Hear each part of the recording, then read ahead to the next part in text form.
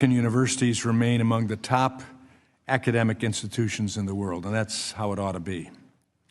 They're entrusted with hundreds of billions in taxpayer funding, research dollars, and federal student aid to help develop the next generation of leaders and drive cutting-edge scientific discovery. I just left a meeting starting in my office on myeloma research that has some very promising things taking place, and that's what we're looking for through the research that goes on at our institutions.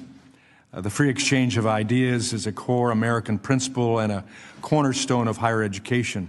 International collaboration, whether through welcoming international students or creating international research partnerships, can, when done right, have a very positive effect for our country. However, it would be naive and reckless to ignore the serious dangers facing our higher education system. Foreign adversaries, particularly geopolitical rivals like the Chinese Communist Party, CCP, are actively competing against our nation's interests on the battlegrounds of our university campuses. They're unafraid to exploit American good intentions for ill-gotten gains. I'm proud that this committee has been a leader in combating malign foreign influence on college campuses. Last year, the House passed the Deterrent Act, which was a strong bipartisan vote for a second Congress in a row. Deterrent would bring much-needed transparency to foreign gifts and contracts under Section 117 of the Higher Education Act, and I'll continue working to get it signed into law.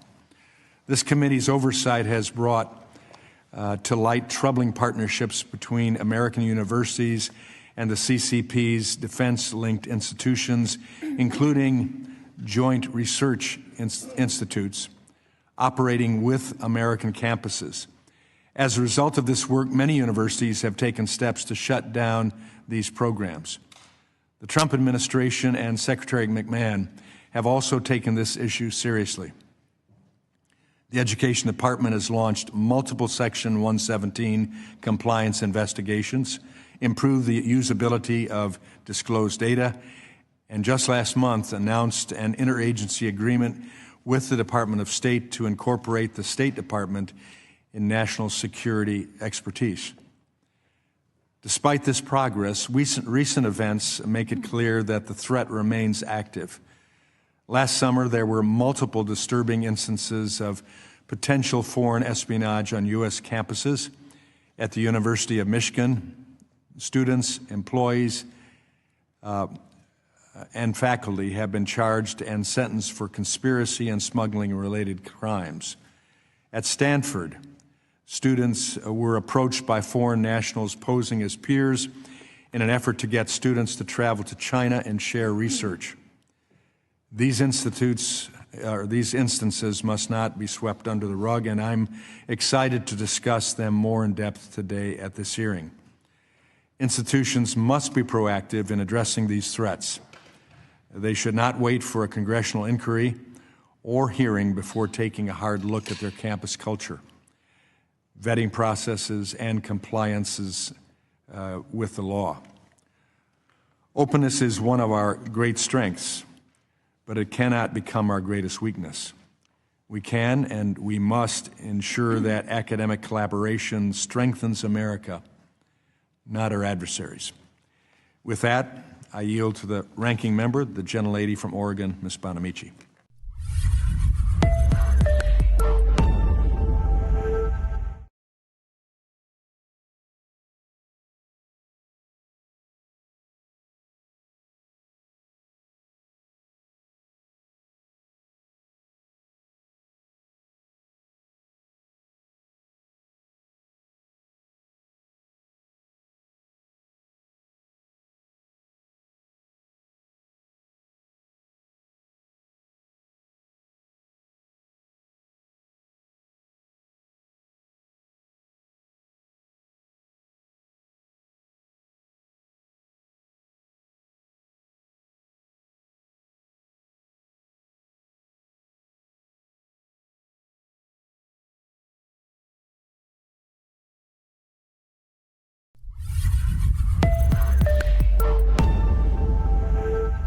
Chairman Wahlberg, Ranking Member Scott, and members of the committee.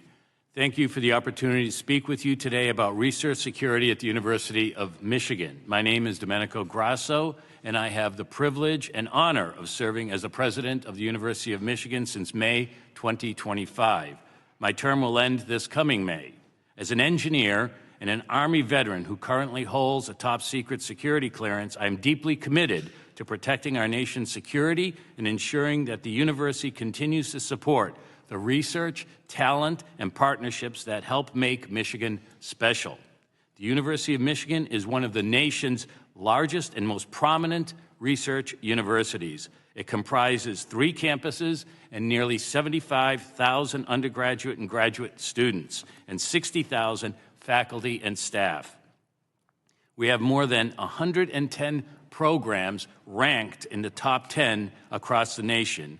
With a $16 billion budget, the university engages in a broad range of activities, driving our mission of academic excellence, innovation, and public service. The university is involved in a remarkable array of newsworthy activities. To give you a sense of the scale and national scope, not including sports news, like the Sweet 16, which Chairman Wahlberg just mentioned, last year, the University of Michigan was covered nearly 600 times in just the New York Times and the Wall Street Journal. There's a lot to follow. The university is a world leader in scientific and technological advancement. In 2025 alone, Michigan researchers developed more than 600 new inventions, launched 30 new startups, and received more than 1,600 research awards. These milestones are made possible by Michigan's ability to attract the best and the brightest from every corner of the United States and the world. One example of the university's advanced research capabilities, and one close to my heart as an engineer and former Army officer, is our work towards keeping our country and the world safe from nuclear proliferation. The University of Michigan researchers have developed the first ever imager that can detect both gamma rays and neutrons, an astonishing breakthrough in our nation's ability to detect material capable of producing nuclear weapons. Housing some of the world's greatest minds makes the University of Michigan a potential target of threats such as research espionage, unauthorized technology transfer, and foreign talent recruitment programs. That is why the university has established a comprehensive program to safeguard our research from America's adversaries.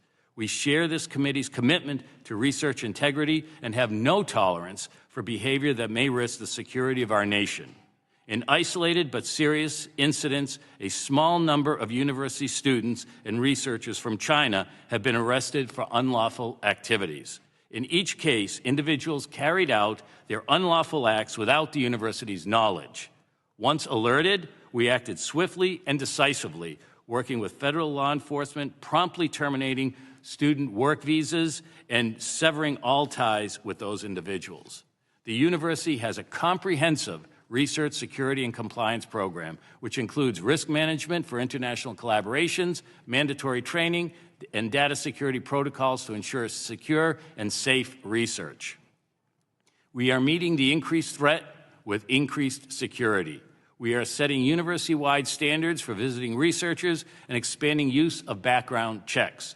We are enhancing oversight of biological materials entering or leaving university labs and strengthening physical security.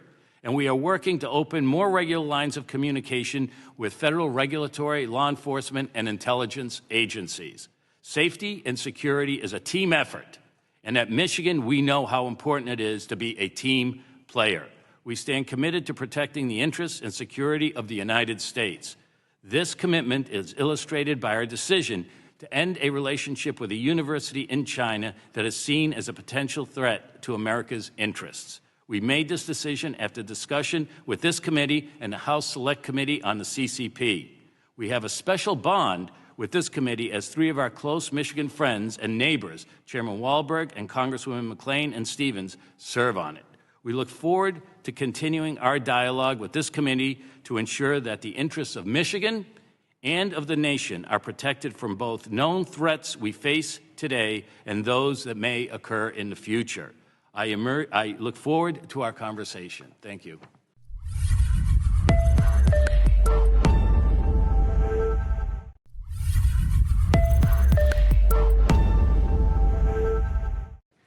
Chairman Walberg, Ranking Member Scott, distinguished committee members, and fellow witnesses, thank you for the opportunity to testify today. I am Cassandra Farley, Senior Director of Research Integrity, Security, and Compliance at the University of Florida, where I serve as the institution's Research Security Officer. I am testifying today on behalf of the University of Florida and UF's Research Security Program. UF is a large public research university, home to 16 colleges and more than 170 research centers and institutes. This past fiscal year, UF had over $1.33 billion in research expenditures. In the same period, UF received more than $817 million in awards from federal granting agencies, with significant funding coming from the Department of Health and Human Services, U.S. Department of Agriculture, and the National Science Foundation. Our partnership with these agencies helps our researchers solve some of society's most pressing problems in healthcare, agriculture, space, and beyond. Today, I want to highlight how UF protects that research enterprise from undue foreign influence. Beginning in 2018, our federal partners notified universities of increasing concerns about threats from foreign entities, particularly talent programs tied to the Chinese government, in which researchers sign undisclosed agreements requiring them to publish federally funded findings under foreign affiliations and recruit others into these programs. In response, federal agencies clarified their expectations, and President Trump released National Security Memorandum 33, directing the development of research security program requirements across federal agencies. Florida acted swiftly as well. In 2021, the Florida legislature unanimously passed, and Governor DeSantis signed into law, the Act relating to foreign influence, establishing a series of statutes that are the foundation of UF's research security program today. These statutes require that Florida universities regularly report foreign gifts, contracts, and agreements, have a centralized international review and approval process, and screen all research and research support hires. The statutes also prohibit gifts from entities in foreign countries of concern and bar agreements with such entities without prior approval from the Florida Board of Governors. To build our research security program, UF made significant investments in personnel, technology, and new processes to further improve our compliance posture. This research security program has several core components: screening all new research hires and visiting scholars through a risk-based review process that evaluates background, affiliations, and the nature of the proposed research, reviewing all international agreements regardless of funding source, maintaining a robust export control compliance operation, reviewing all international travel in advance and requiring compliance certifications from every traveler, and mandating annual research security training for all federal award personnel as required by the CHIPS and Science Act. Additionally, as a matter of policy, UF will not enter into any contract, agreement, or activity with any entity on a U.S. government restricted party list. Through strategic investments in its research security program and partnership and collaboration at both the state and federal levels, the University of Florida continues to demonstrate that it can support and enable innovative and groundbreaking research while meaningfully working to secure the research enterprise. Thank you.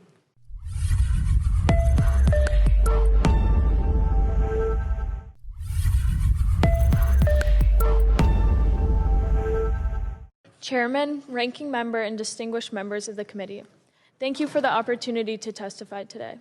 My name is Elsa Johnson. I'm a junior at Stanford University studying East Asian Studies with a focus on China, and I serve as the editor-in-chief of the Stanford Review, the independent paper on campus. I'm here because I was personally targeted by a suspected agent of the Chinese Communist Party while conducting research at Stanford. I grew up in Minneapolis, Minnesota, where I attended a Chinese language immersion school from kindergarten through 8th grade. I chose Stanford to deepen my understanding of a country whose language and culture have shaped my upbringing. In the spring of my freshman year at Stanford, I began working as a research assistant at the Hoover Institution, focused on Chinese industry and military tactics. That summer, a man calling himself Charles Chen reached out to me on social media. He had mutual followers with me and photos of Stanford on his profile. Over the following weeks, he asked detailed questions about my background, offered to pay for a trip to China, sent me a flight itinerary to Shanghai, and pressured me to move our conversation to WeChat, an app that is monitored by the CCP. Then he publicly commented on one of my Instagram posts in Mandarin, asking me to delete screenshots I had taken of our conversation. I do not know how he knew I had these screenshots. The FBI confirmed he had no affiliation with Stanford. He was likely operating on behalf of China's Ministry of State Security. I was one of at least 10 female students he targeted since 2020. After my co-author Garrett Malloy and I published our investigation, the incidents worsened. I began receiving intimidation calls where callers would switch to Mandarin, and in one case, the caller referenced my mother. Just this week, I received another call from a U.S. number. After exchanging hellos, the caller switched to Mandarin and asked whether I had finished dinner. I have also received threatening scam emails attempting to convince me to take down my reporting on this issue. This fall, the FBI informed me that I am being physically monitored on Stanford's campus by agents of the CCP, and that my family is also being watched. I was fortunate to be at the Hoover Institution when I was targeted. The scholars there connected me with the FBI. If I had not been at Hoover, I don't know how I would have gotten help. There was no university resource to call, no tip line to contact. I was a freshman navigating a foreign intelligence operation with no institutional support. After our investigations were published, Stanford issued a statement saying it was looking into the reports. That was almost a year ago, and nothing meaningful has changed. The university has not established a reporting mechanism for transnational repression. It has not provided resources for students targeted by foreign governments. Stanford has the resources to build these systems. The question is whether the university has the will. I'm testifying today because if this can happen to me, it is certainly happening to other students across the country who do not have a platform or path to law enforcement. American universities are supposed to be places where people can think and speak freely. Right now, for many students, they are not. Thank you.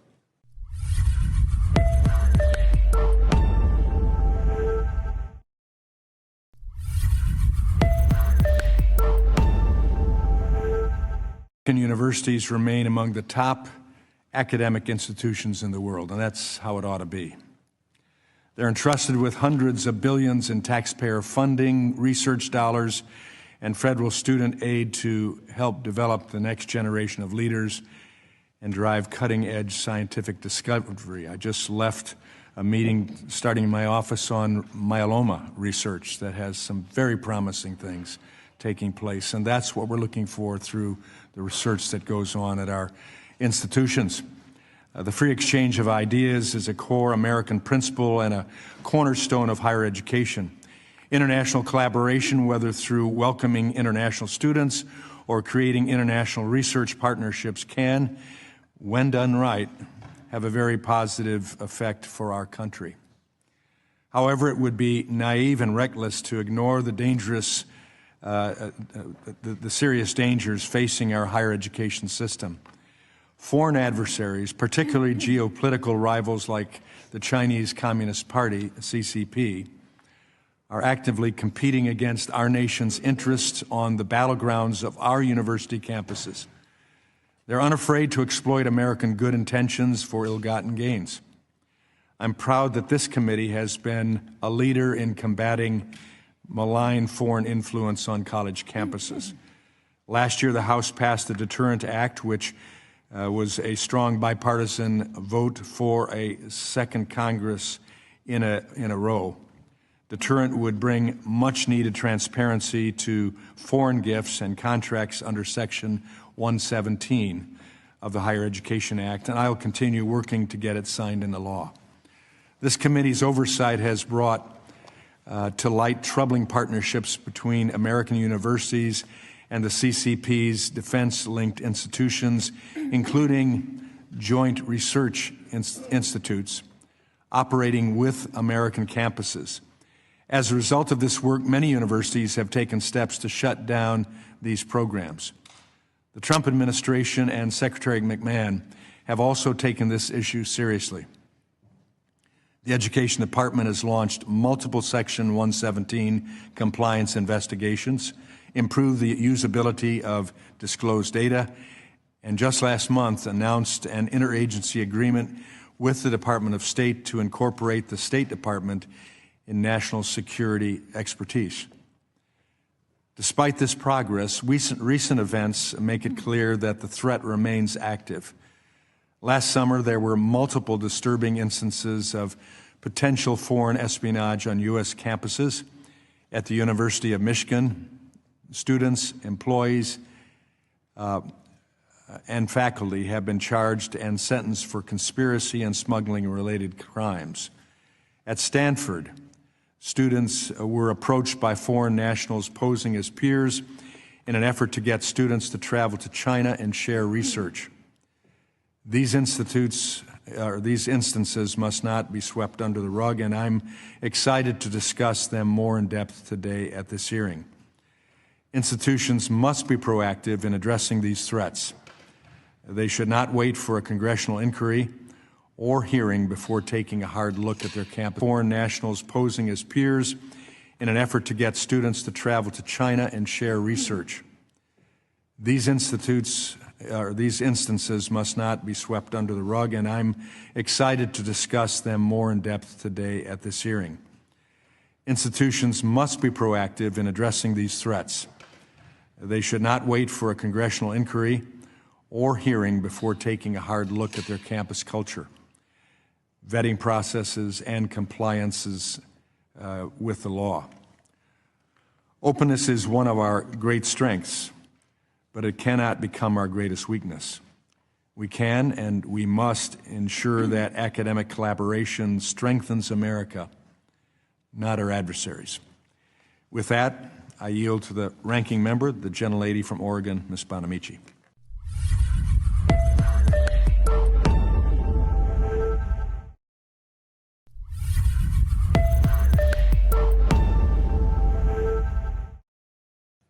Ms. Farley, some argue that research security efforts risk stereotyping and targeting those who come from different racial or ethnic backgrounds. How do research security efforts at the University of Florida protect faculty and students with all backgrounds? Thank you for that question. At the University of Florida, our new hire screening of researchers and research support positions occurs for all new hires, regardless of national origin or citizenship. We are committed to hiring the best and the brightest at the University of Florida, so we use a risk-based review process to review education, affiliations, employment history, and ongoing affiliations, as well as the nature of the research as we conduct those reviews. We also review all travel, regardless of destination, and all of those things happen within my office and are overseen by senior leadership. Comprehensive, common sense, it appears. Thank you. Ms. Johnson, you could write a book about your freshman and sophomore years at Stanford. In your testimony, you mentioned Section 117 of the Higher Education Act as well as deterrent, which this committee moved across the House floor last year. How does the public transparency in Section 117 help you as a citizen and a journalist hold institutions accountable? Thank you. I think the Section 117 funding portal has already been extremely valuable to myself and my writers as journalists. I think being able to see where Stanford's money is coming from is really important, and I think that we have a right to access that information. Okay. It certainly gives a target for further information to be gained, doesn't it? Yeah. Well, I wish you well.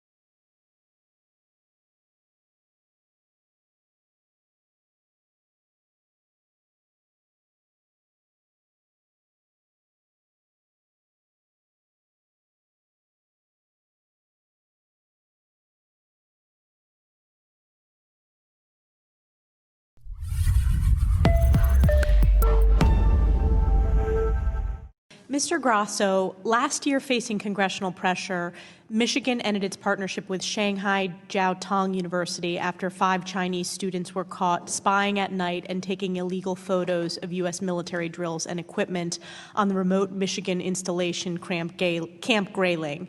These students lied and misled U.S. law enforcement about their motives and later conspired on the CCP-controlled messaging app WeChat to clear their phones and cameras of photos and evidence. Has the university conducted a full audit to determine what intellectual property or federally funded research was compromised? Congresswoman, we are unaware of any research that was compromised by these individual students. What they did was at Camp Grayling, miles and miles away from campus, and they were arrested for taking pictures of a military installation. And while they were students, though, did you do an audit on whether there was any access to any research being conducted on the university campus? I understand Camp Grayling is off campus, but was there an audit conducted? Well, they were not researchers; they were undergraduate students. So we did not do an audit, but I suspect that they were not, unless they did something nefarious, they did not have any access to any of our research. Well, they did do something nefarious off campus. I think it would be important for the university to ensure that there is a full audit conducted to make sure that no research, that they didn't take any nefarious acts there. Are there currently any Chinese nationals at Michigan involved in research funded by either the Department of War or any federal agency? We have many Chinese students and scholars on our campus.